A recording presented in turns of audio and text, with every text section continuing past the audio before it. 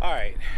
Oh, we're over here in Amarillo, Texas, at the Peterbilt dealer. Truck broke yesterday. The this little screw right here. So I had the truck serviced. I had all the fuel filters done, and in order to bleed this fuel filter, you have to loosen this up, and then you pump that little red pump right there.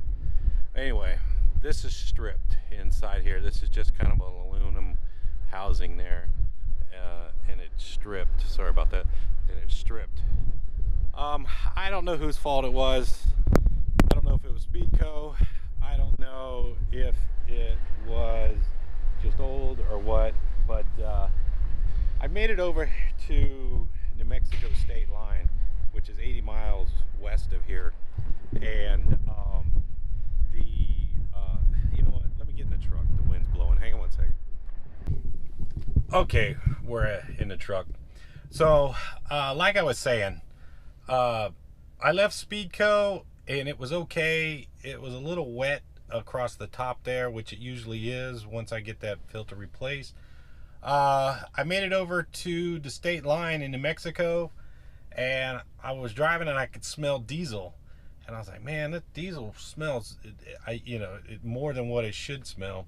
So I pulled over into the rest area in New Mexico and saw what was going on, tried to fix it, and what I ended up doing, hang on one second, let me see if I can find it, hang on one second. So alright, so the screw that you saw on there was a new screw that I bought this morning, hoping that maybe if I put a new screw on there it would work. In order to get me out of the rest area into somewhere, because basically if the screw's not in there, it just squirts diesel everywhere, and as you can see, it's all over the motor. It's down the motor, the side of the truck, the trailer, everything else. So what I ended up doing was I used this. I put a washer. I just put some electrical tape on there. There's a little hole. I don't know if you can see it or not, but there's a little hole in there. It's not a solid screw. So anyway, I tried my luck this morning with a new screw with a new washer. Tightened it up, but the hole's stripped, so you can't get it tight. So I had to buy the whole housing. And I talked to them this morning, and to replace the whole filter housing. They'll have it in tomorrow. So anyway, what I ended up having to do, I had to call a customer because we were supposed to deliver today or tomorrow in Phoenix. So that's not going to happen. So I had to call the customer. They were cool about it. They weren't upset. We're going to deliver that probably now, depending on when we get out of here tomorrow. We'll deliver that on Wednesday afternoon, Thursday, something like that. And then, so what we lost is we lost our load from Phoenix to California. So we might just end up deadheading all the way to California because we're still booked on that California load.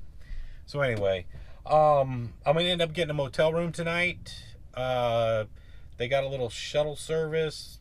Not till 2 o'clock, 2:30. It's only like 11 o'clock here right now, so I have a little bit of time. It's not going to be that expensive for repair. I mean, shop rate's $140 an hour. I figure 2 to 3 hours worth of labor. All that thing is just bolted to the side of the motor and then hooking the hoses up, so it's not that difficult. But the part should be in tomorrow. The part's $700, and they quoted me like $770 for the part. So hopefully we can get out of here at about $1,000. That's what I hope for. But anyway, let's see what else. Anyway, that's what's going on. Just, and it's just one of those things. It's not worth getting mad. People said, I talked to some people and they said, you need to go to Speedco and this and that. But honestly, I've had a situation like this before, and it is one of those things. It's very hard to prove that the damage was done there or it broke. So I think what I'm going to do, lesson learned out of this, is I will change my own fuel filters from now on. So if I go in and get my truck service, I'll just tell them, give me the filters. I'll do them myself. That's what I had to do. And guys, remember the old Peterbilt, I had an incident a long time ago with the old Peterbilt at Speedco, and I hate beating up Speedco, but uh, the old Peterbilt, the air canisters on the side for the air filters, there's a big bolt that runs right up through the middle, and it screws into the top of it, and there's like what they call the top hat that sits on the top.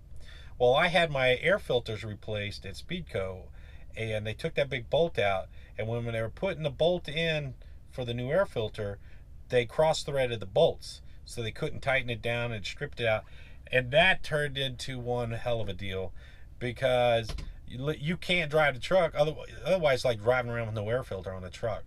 And of course, Peterbilt didn't have the part, had to order the part, took a couple days, it was just a mess. So ever since then, whenever I take my truck in to get serviced, I always tell them I'll do my own air filters. So I think I'm gonna have to start to do that with my fuel filters.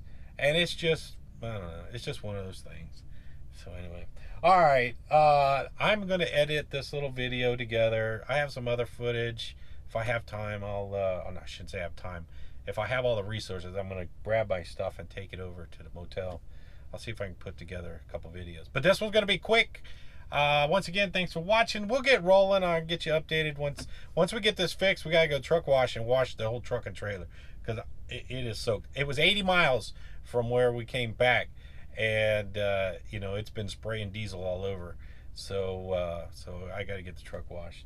All right, talk to you later. Thanks for watching. Bye.